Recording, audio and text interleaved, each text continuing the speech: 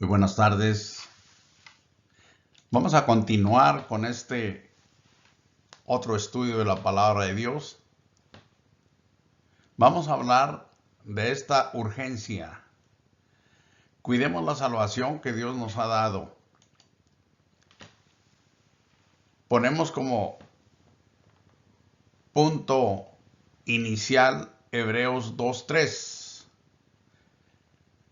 donde se advierte a través de una pregunta: ¿cómo escaparemos nosotros si descuidamos una salvación tan grande, la cual, habiendo sido anunciada primeramente por el Señor, nos fue confirmada por los que oyeron? Esto lo advierte después de haber dicho en el verso 2 que la palabra dicha en otro tiempo, en otras edades pasadas, por medio de ángeles, fue firme, y que toda desobediencia recibió justa retribución. Es ahí donde pregunta: ¿cómo escaparemos nosotros si descuidamos una salvación tan grande, la cual, habiendo sido anunciada primeramente por el Señor, nos fue confirmada por los que oyeron? En este mundo, Dios ha hecho todo lo necesario para ayudar al hombre. Recordemos que el mundo fue hecho a la perfección. Dios lo hizo impecable. Pero luego entró el pecado a causa de la desobediencia. Y así el pecado reinó desde Adán hasta que Cristo vino y lo destruyó. Cristo quitó, por lo tanto, el pecado y sacó a luz la vida eterna. Cristo nos salvó y nos llenó de vida con su presencia. Cristo nos dice que no descuidemos esta grande salvación que Él nos ha dado. Y descuidar la salvación es una pérdida irreparable. Recordemos desde dónde ha venido la humanidad. Voy a citar esto para tenerlo presente. Cuando Dios, usted sabe, hubo terminado su creación, en Génesis 1:31 dice: y vio Dios todo lo que había hecho, toda su obra, como dije, a la perfección, sin defecto. He aquí, dice, que era bueno en gran manera. Y así fue la tarde y la mañana el día sexto, los 6 días de la creación. Y así reinó la muerte desde que Adán pecó hasta que Jesucristo vino y la destruyó. Romanos 5:12 dice: por tanto, como el pecado entró en el mundo por un hombre y por el pecado la muerte, así la muerte pasó a todos los hombres, por cuanto todos pecaron. Es importante en estas escrituras poner atención a la forma en que Pablo lo explica. En el sentido de que aquí, por ejemplo, donde dice que la muerte pasó a todos los hombres, no es algo automático. Esto ocurre cuando el hombre peca. Es algo que tiene como trasfondo el proceder del hombre. De igual manera para la justificación. Cristo vino y destruyó la muerte con su muerte. Así que por cuanto los hijos participaron de carne y sangre, Él también participó de lo mismo, para destruir por medio de la muerte al que tenía el imperio de la muerte, esto es, al diablo. Y así lo hizo. Cristo vino y destruyó al pecado. Porque lo que era imposible para la ley que Dios le dio al pueblo de Israel, le era imposible darle vida a los que la transgredían. Dice aquí que era débil por la carne. Dios, enviando a su Hijo en semejanza de carne de pecado y a causa del pecado, condenó al pecado en la carne. A través de los siglos y en el problema del hombre, a lo cual Dios siempre ha estado atento y haciendo, como dije en el principio, todo lo necesario para ayudarlo, le dio la ley al pueblo. Pero como Pablo lo explica en Gálatas, de esa manera encerró al pueblo de Israel bajo pecado, para que vivieran apropiadamente en este mundo, a fin de que fueran dirigidos hasta la venida de su Mesías, en el cual la salvación también sería una realidad para todos los hombres, a todos los que no estaban dentro del pueblo de Israel o que no eran parte de ese pueblo. Y Cristo vino y destruyó el pecado, destruyó la muerte, como ya lo vimos también, y quitó nuestra muerte y nos llenó de vida eterna al darnos su Santo Espíritu en el momento que fuimos bautizados en Cristo Jesús. Pablo lo explica de esta manera más tarde, porque ahora ha sido manifestada, hablando de la gracia de Dios en Cristo, por la aparición de nuestro Salvador Jesucristo, el cual quitó la muerte y sacó a luz la vida y la inmortalidad. Y en Romanos 5:14 dice, no obstante, reinó la muerte desde Adán hasta Moisés. Tratemos de que eso no se nos olvide. Hay un tiempo en que entró el pecado al mundo y consecuentemente la muerte. Y la muerte pasa a todos los hombres descendientes de Adán por cuanto todos pecaron. Y así el mundo fue lleno de gente pecadora. Pero reinó la muerte y reinó el pecado solamente hasta Moisés. Es decir, hasta que Cristo vino y lo destruyó, como ya lo vimos. Actualmente no reina el pecado, no reina la muerte. Esta ya fue destruida desde que Jesucristo triunfó sobre de ella en la cruz. Y dice aquí que reinó la muerte hasta Moisés. Moisés termina con la muerte de Jesús, hablando de la era mosaica. Dice, aún en los que no pecaron a la manera de la transgresión de Adán, el cual es figura del que había de venir. Yo lo diría aquí, con su permiso, para que lo veamos nosotros más claro ahora. Hablando de Adán y hablando de Cristo, dice que Cristo era en aquel tiempo, era figura del que había de venir, pero ya vino. Y él hizo las cosas que debía de haber hecho para la salvación del hombre. Pero el don, Jesucristo, como dije, que ya vino y arregló todo, no fue como la transgresión de aquel, pero, el verso 15, pero el don no fue como la transgresión. Porque si por la transgresión de aquel uno, de Adán, murieron los muchos, abundaron mucho más para los muchos la gracia y el don de Dios por la gracia de un hombre, Jesucristo. Aquí hay dos cosas importantes que debemos de tener mucho cuidado que no se nos olviden. Es la gracia y Cristo Jesús. El amor de Dios que nos ha dado en Cristo de manera gratuita y sin que nadie lo merezcamos.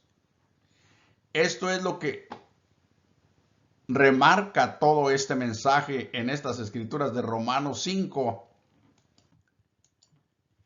Dice el 16, y con el don no sucede como en el caso de aquel uno, Adán, que pecó, porque ciertamente el juicio vino a causa de un solo pecado para condenación.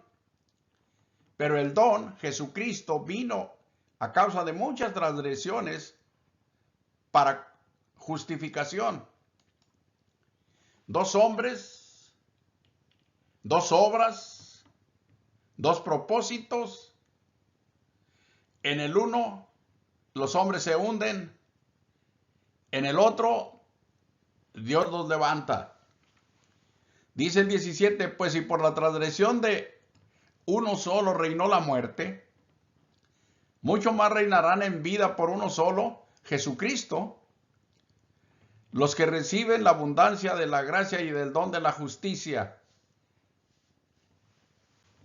Aquí pongamos atención. Mucho de lo que se habla en el Nuevo Testamento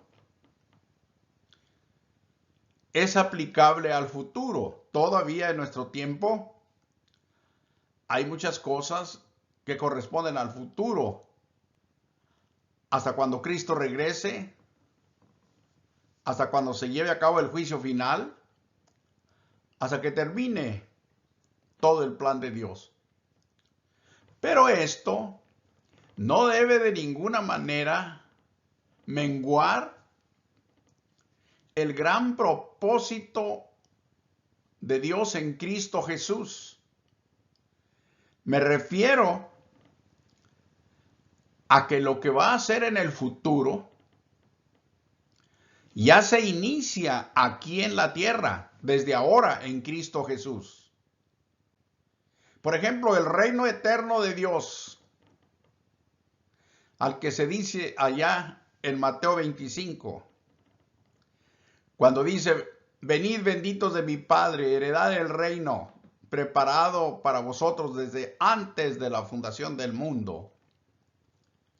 Es verdad, pero también es verdad que ese reino se estableció aquí en la tierra y se inicia desde aquí, en donde el hombre nace de nuevo a través del Espíritu Santo y entra por la gracia de Dios, llevado por Cristo. Cristo lo traslada o nos traslada al reino de su amado Hijo. Es la iglesia. Y así aquí digo esto para que esté claro el capítulo 17. Pues si por la transgresión de uno solo reinó la muerte, todo lo que ya veíamos que desde que entró el pecado a causa de la desobediencia de Adán reinó la muerte hasta Moisés, mucho más reinarán en vida, note usted, mucho más reinarán en vida por uno solo, por Jesucristo. ¿Dónde? Aquí en el mundo donde reinaba la muerte. Pero si reinó el pecado, reinó la muerte, no podemos ignorar que ahora reina Jesucristo, que reina la iglesia que se le llama reino de Dios, reino de los cielos, y que todos estos reinan ahora aquí en el mundo. ¿Cómo? Por Jesucristo. Por Jesucristo nuestro Salvador. Porque dice, los que reciben la abundancia de la gracia, lo que les decía, la abundancia de la gracia y del don de la justicia. No es correcto esperar recibir el reino eterno cuando el Señor nos lo dé e ignorar ahora que la gran bendición de Dios en Cristo Jesús ya es una realidad en este mundo para cada uno de nosotros. Debemos de entenderlo, debemos de saberlo y aceptar esta gran obra que Dios ha hecho. ¿Sabe por qué? Porque en esto consiste la gran salvación. Esto es lo que debemos nosotros de saber y disfrutar, de vivir en ello. Porque para esto hemos sido salvos. Para esto se nos ha librado del mundo del pecado y puesto en el reino del Señor. Verso 18. Así que, por cuanto por la transgresión de uno vino la condenación a todos los hombres. Es lo que yo les decía, que no lo interpretemos como algo automático. Como que por la transgresión de Adán, automáticamente todos fueron hechos pecadores, sus descendientes. No. El pecado no se hereda. La Biblia lo dice claramente. Que el Hijo no llevará el pecado del Padre, ni el Padre llevará el pecado del Hijo. Que cada cual es responsable de su pecado. Porque el pecado es una desobediencia a la ley de Dios. Y así, por cuanto todos pecaron, están destituidos de la gloria de Dios. Pero lo que estamos ahora aclarando, el 18, así que como por la transgresión de uno vino la condenación a todos los hombres, de la misma manera, por la justicia de uno vino a todos los hombres la justificación de vida. Por la justicia de Cristo, que es dicho en términos bíblicos, al que no conoció pecado, que es Cristo, por nosotros lo hizo pecado, para que a nosotros se nos hiciese o fuésemos hechos justicia de Dios en él. Así lo dice en la segunda carta a los Corintios, capítulo 5, verso 21. Y que Cristo murió por los pecadores. Por esa razón es importante que todos lo creamos y lo obedezcamos. Pero miren, esto que yo he plasmado aquí, esto que le estoy explicando, es por lo grandioso que contienen estas escrituras y para que básicamente entendamos en qué consiste esa salvación tan grande que Dios nos ha dado y que la debemos de cuidar. Verso 19.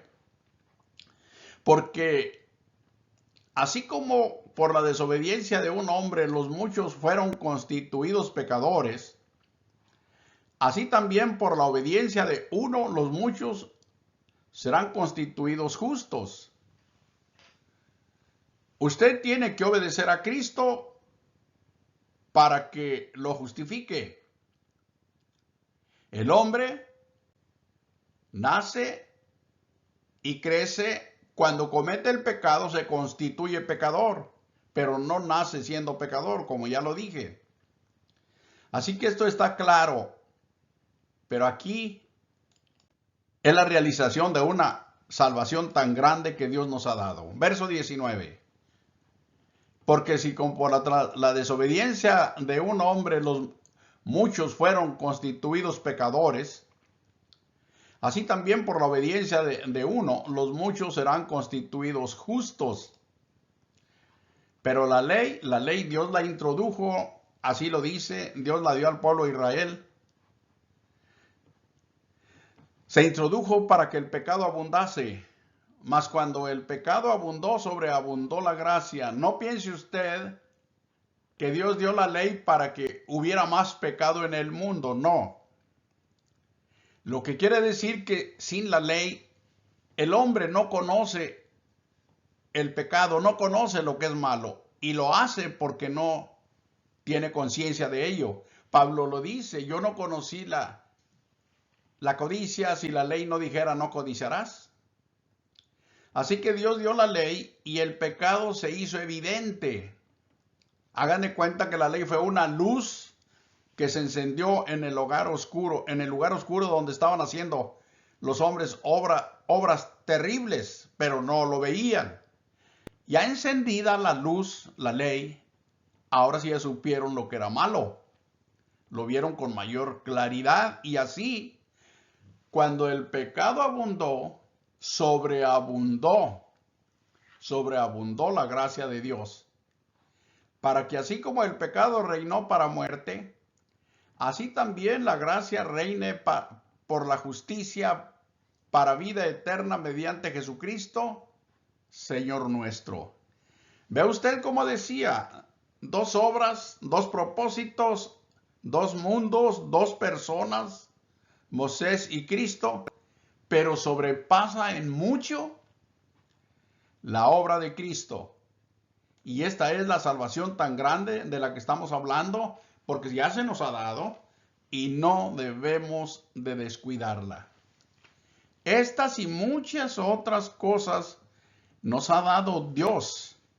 Muchas otras de lo que hemos visto ya se nos han dado en Cristo. Una de ellas es que Dios nos ha hecho perfectos en Cristo. Aquí le voy a aclarar lo que sigue. Nosotros siempre escuchamos decir que no somos perfectos, pero como dicen por ahí, ojo, yo le voy a aclarar que no se diga no somos perfectos solo como excusa, solo para justificar los errores, las cosas malas que a veces hacemos y las queremos justificar con que no somos perfectos y que nadie es perfecto y que perfecto solo uno, solo Dios. Hay verdad en todo ello, pero hay que aclarar. Dios nos ha hecho perfectos a usted y a mí en Cristo Jesús. Para no hablar mucho o no batallar mucho, veamos la palabra perfecto como completo, aquello que no le falta nada, lo que está concluido, como un plan que se planteó y llegó a su conclusión, como una obra que se inició y se terminó, como una medida que ha quedado completa. Pensemos en la palabra perfecto, que es lo más sencillo de lo que podemos entender. Bueno, Dios nos ha hecho perfectos en Cristo.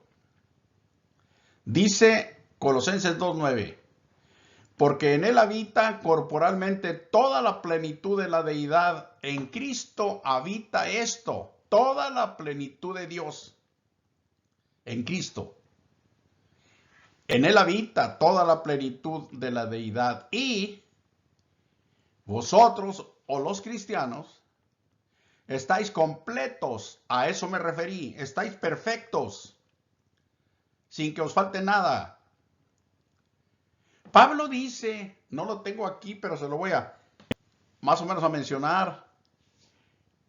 En la carta a los Filipenses, en su capítulo 3, dice él, no que lo haya alcanzado ya, ni que ya sea perfecto. Él dice eso. Está hablando de su obra que Dios le ha dado. Está hablando de su crecimiento, de su madurez en Cristo. Dice, yo todavía no soy perfecto en ese sentido. No lo he alcanzado ya. Pero una cosa hago, dice él, olvidando lo que queda atrás y extendiéndome a lo que está delante, prosigo a la meta, al premio del supremo llamamiento en Cristo Jesús. Y en el verso 15 dice, así que todos los que somos perfectos, eso mismo sintamos, hagamos una misma cosa. Note usted, cuando usted y yo hablamos de nuestro crecimiento, de nuestro desarrollo, de nuestra forma de actuar, podemos pensar en ese sentido, no somos perfectos, porque no hemos concluido, nos falta mucho. Pero cuidado, la obra que corresponde 100% a Cristo, lo que Él ha hecho, está perfecto. Él no ha hecho obras a medias para decir que son imperfectas. Por eso aquí lo que estamos viendo, el verso 10, vosotros estáis completos en Él. Fuera de Él nadie está completo. Pero en Cristo todos estamos completos. ¿Qué quiere decir? Que Él nos salvó y no nos falta nada. Él ha hecho todo lo que es debido para que estemos salvos. Él es la cabeza, es la autoridad, es el gobierno en esta salvación de todo principado y potestad. Él fue exaltado hasta lo sumo, lo dijo en Filipenses 2, ya del verso 9 en adelante. Y se le dio un nombre que es sobre todo nombre, Cristo Jesús. Así que Él nos ha hecho perfectos. Esta es una gran salvación que Dios ha efectuado en nosotros. Dios nos ha hecho además nacer de naturaleza divina en Cristo Jesús y nos ha dado todas sus virtudes para vivir. Fíjese nada más. Pedro dice en su segunda carta, capítulo 1, verso 3, como todas las cosas que pertenecen a la vida y a la piedad nos han sido dadas por su divino poder, mediante el conocimiento de aquel que nos llamó por su gloria y excelencia, todo se nos ha dado en Cristo desde el día que nos llamó. Todas las cosas que son de Dios, que corresponden a Dios, esto es a la vida y a la piedad, la vida de Dios, nos han sido dadas por el divino poder. Cristo Jesús nos las dio mediante el conocimiento que Él nos ha dado y el conocimiento de Él. Verso 4, por medio de las cuales nos ha dado preciosas y grandísimas promesas, ya nos las dio, las que ya tenemos, para que por ellas llegases a ser participantes de la naturaleza divina. Esas promesas que se hicieron en el pasado, a nosotros se nos han cumplido, se nos han dado. Nos ha hecho participantes de su naturaleza divina, habiendo huido de la corrupción que hay en el mundo a causa de la concupiscencia o de la maldad. El mundo está lleno de corrupción. Pero de allí el Señor nos salvó y nos ha hecho partícipes de la naturaleza divina. Nos ha hecho nacer de nuevo por la palabra de vida. En la primera carta, Pedro en el capítulo 1 ya lo explica detalladamente desde el verso 14, desde el verso 13. Lo explica maravillosamente. Y en ese capítulo incluso Pedro dice que el hombre en la simiente en que ha nacido es como la hierba. La hierba se seca y la flor se cae, pero que la palabra de Dios vive y permanece para siempre. Y de eso es de lo que Dios nos ha hecho nacer, de la palabra de Dios que vive y permanece para siempre, de naturaleza divina, de la simiente divina. Es una gran salvación, por lo que debemos cuidarla, que nadie se descuide, que nadie se distraiga, que ningún cristiano haga caso omiso de esta salvación tan grande. Nadie debe menospreciar lo que Dios le ha hecho. Hemos visto solamente 2 puntos, que Dios lo ha hecho perfecto en Cristo y que Dios lo ha hecho nacer de naturaleza divina. Ese es enormemente valioso. Acá en el capítulo 12 de Hebreos, verso 25, dice, mirad que no desechéis al que habla, porque si no escaparon aquellos que desecharon al que los amonestaba en la tierra, hablando aquí del pueblo de Israel que era amonestado por Moisés, mucho menos nosotros si desecharemos al que amonesta desde el cielo, hablando de Jesucristo. Nosotros hemos sido hechos partícipes de un reino inconmovible y debemos de ser fieles. Hay unas advertencias aquí para que nosotros no nos descuidemos de ninguna manera. Dice el punto A, hay grandes riesgos para los que son descuidados de la salvación que el Señor les ha dado. En Hebreos 6:4 dice, porque es imposible que los que una vez fueron iluminados, 1, y gustaron del don celestial, 2, y fueron hechos participantes del Espíritu Santo, 3 grandes bendiciones. Asimismo gustaron de la buena palabra de Dios, 4, y gustaron de los poderes del siglo venidero, 5 grandes bendiciones incomparables. Pero si estos que fueron agraciados con todas estas cosas y muchas más, y recayeron o se descuidaron y abandonaron lo que Dios les dio, es imposible que sean otra vez renovados para arrepentimiento. Es importante entender esto. Esto no es un juego. El Evangelio no es una religión, ni los cristianos podemos estar jugando a la religión. Esto es algo serio. Esta es la vida misma que Dios nos ha dado en Cristo. Es imposible que los que recayeron sean otra vez renovados para arrepentimiento, crucificando de nuevo para sí mismos al Hijo de Dios y exponiéndole a vituperio. Esto no debe ser. De ninguna manera se debe hacer esto. Abandonar la salvación puede ser fatal, porque dice en el verso 7, porque la tierra que bebe la lluvia que muchas veces cae sobre ella y produce hierba provechosa a aquellos por los cuales es labrada, recibe bendición de Dios. Una comparación que se nos hace para que nos demos cuenta lo terrible que es recibir tantas bendiciones de Dios y tan gloriosas y abandonarlas. Dice el 8, pero la que produce espinos y abrojos es reprobada, está próxima a ser maldecida y su fin es ser quemada. Una comparación de lo que le sucederá al que abandonare la salvación, al que la olvidare. Perdón.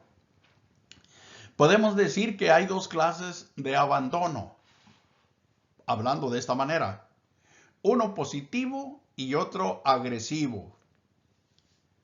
Aquí en la segunda de Pedro 2:20 dice, ciertamente, si habiéndose ellos escapado de las contaminaciones del mundo,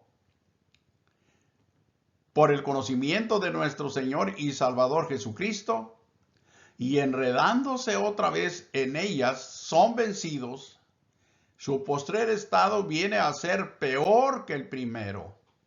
Eso es lo que yo he señalado aquí como un abandono agresivo.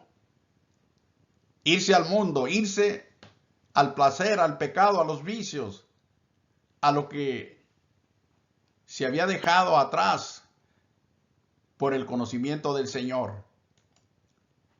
Porque mejor les hubiera sido no haber conocido el camino de la justicia, que después de haberlo conocido, volverse atrás del santo mandamiento que les fue dado. Pero les ha acontecido lo del verdadero proverbio. Ese era el proverbio en su tiempo. El perro vuelve a su vómito y la puerca lavada a revolcarse en el cieno. Qué vergüenza, qué pena. Nadie debe tener en poco la salvación que ha recibido en Cristo.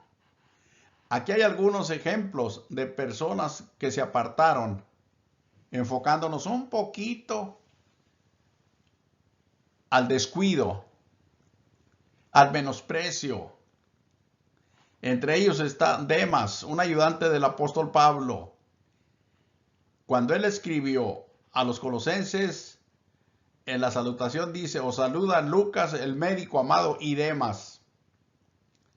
Eran sus acompañantes. Obviamente Pablo escribe esta carta, se ha dicho, de la cárcel, y ahí lo acompañaba en esa ciudad Lucas, el médico amado, él lo llama así, y Demas.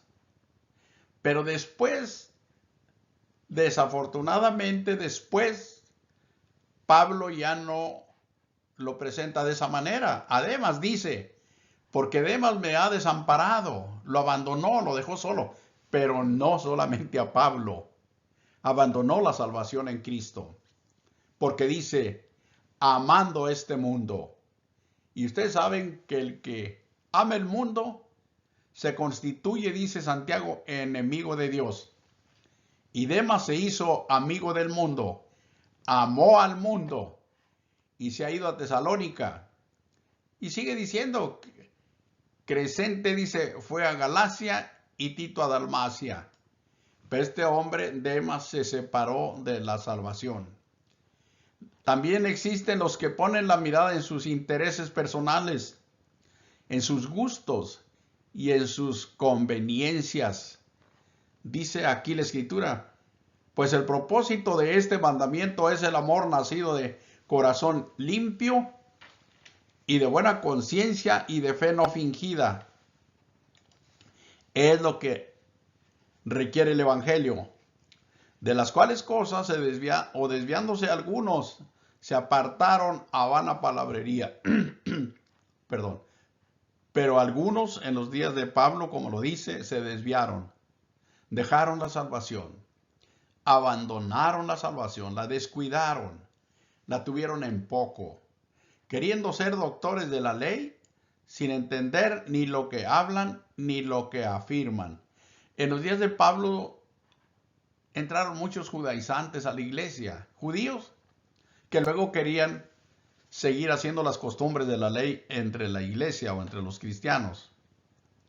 Y Pablo dice, quieren ser doctores de la ley, pero no saben ni lo que hablan ni lo que afirman, bien perdidos en lo que ellos creían o enseñaban. Y así descuidaron estas personas su salvación que Dios les había dado, teniendo en poco lo que ésta contiene. Dice el comentario, no perdamos pues nuestra confianza, nuestro galardón es grande en los cielos. No perdáis pues, dice Hebreos 10:35, vuestra confianza, que tiene grande galardón, es grande en los cielos. Porque os es necesaria la paciencia para que habiendo hecho la voluntad de Dios, obtengáis la promesa. En los días que este hombre de Dios escribió esto, eran años difíciles, años muy difíciles, porque conocerse públicamente que era un seguidor de Jesucristo, la persona corría el riesgo incluso de morir por las persecuciones. Y cuando Pablo escribe la carta a los hebreos, que está dirigida a ellos, a los que habían salido del judaísmo y ahora estaban en Cristo, él les aconseja que no pierdan la confianza que desde un principio tenían, que el galardón es grande en los cielos, pero que era necesaria la paciencia para que, habiendo hecho la voluntad de Dios, al final obtener la promesa, lo que les decía yo que está para futuro, lo que aún no se nos ha dado.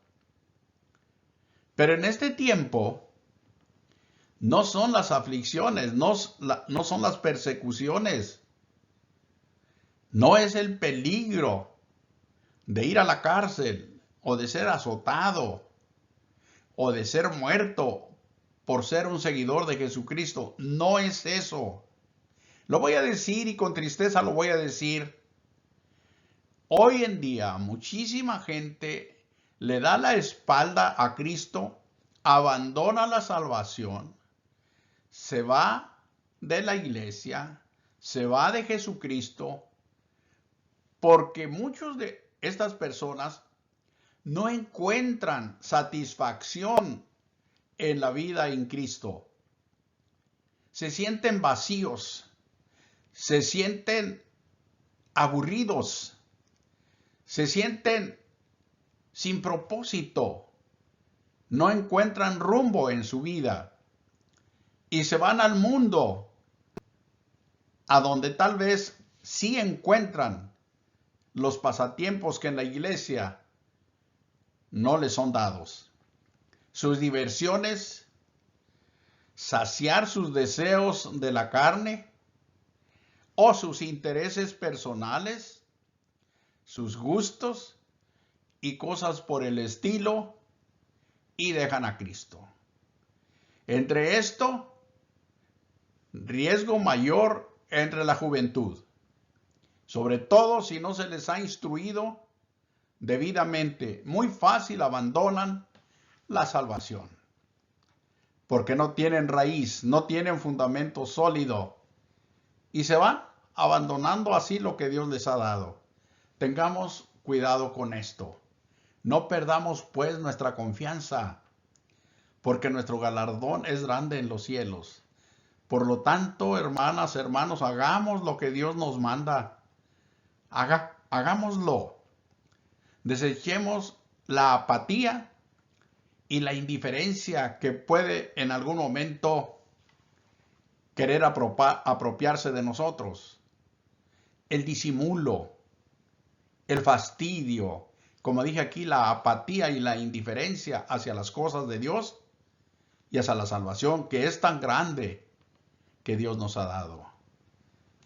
Y dice esta escritura, Colosenses 3:1, si pues habéis resucitado con Cristo, buscad las cosas de arriba, donde está Cristo sentado a la diestra de Dios. Bastante y grandísima y gloriosa razón tenemos aquí para vivir nuestra vida, para ocuparnos, para actuar, para trabajar, para pensar, para vivir con la mirada puesta en las cosas de arriba. Buscar las cosas de arriba, vivir en las cosas de arriba, recrearnos y extendernos en las cosas de arriba. ¿Qué quiere decir esto? En todo lo que es virtuoso, en todas las cosas que pertenecen a la vida y a la piedad que ya se nos han sido dadas, en eso debemos de trabajar, de vivir, de permanecer. No hay por qué aburrirse. No hay por qué sentirse uno insatisfecho. No. Lo que pasa es que es necesario poner atención a lo que Dios nos manda, a lo que Dios nos dice. Si pues habéis resucitado con Cristo, buscad las cosas de arriba, donde está Cristo sentado a la diestra de Dios. Poned la mira en las cosas de arriba, en las cosas del cielo, no en las de la tierra. ¿Por qué? Porque habéis muerto cuando nos bautizamos, cuando venimos a Cristo. Morimos al mundo y vuestra vida está escondida. Originalmente este término significa guardada. Nuestra vida está guardada con Cristo en Dios. El verso 4, que ya no incluye aquí, dice, cuando Cristo, vuestra vida, se manifieste, entonces todos nosotros seremos también manifestados con Él en gloria. Esa es la vida nueva, la vida que Dios nos ha dado, el mundo que Dios ha hecho nuevo en Cristo Jesús. ¿Se acuerdan? En otros estudios hemos hablado de la gran riqueza que está ahí en la 2 Corintios capítulo 5. Por ahí el verso 16 dice, de modo que de aquí en adelante nosotros a nadie conocemos según la carne. Y si aún a Cristo conocimos según la carne, ya no le conocemos así. ¿Qué quiere decir esto? ¿A nadie conocemos según la carne? Significa que los cristianos ya no nos conocemos como personas carnales. El hombre, la mujer que conocíamos en el mundo sin Cristo eran personas carnales porque vivían en la vida y en las obras de la carne. Ahora viven en el Espíritu y viven en la vida y en las obras del Espíritu. Somos espirituales, por eso dice el verso 17 de lo que les estoy citando, la 2 Corintios 5. De modo que si alguno está en Cristo, nueva criatura es. A eso se refiere. Las cosas viejas, la vida vieja, la vida de la carne, la vida del mundo pasaron, ya no. He aquí, todas son hechas nuevas. No descuidemos una salvación tan grande que Dios nos ha dado, la cual empezó por Cristo Jesús. Y luego la han continuado los apóstoles y ahora todos los que estamos en Cristo. Hagamos lo que Dios nos manda y no habrá pérdida en ninguno de nosotros. Ánimo, hermanas, ánimo, hermanos. Esta vida es maravillosa y nada difícil de vivir. Vivámosla. Que Dios los bendiga y que Dios esté con cada uno de nosotros y sobre todo con nuestros hijos y con nuestros nietos, en aquellos que ya los tenemos. Porque Dios es para todos, en todos y por todos. Dios los bendiga. Muchísimas gracias. Hasta la próxima.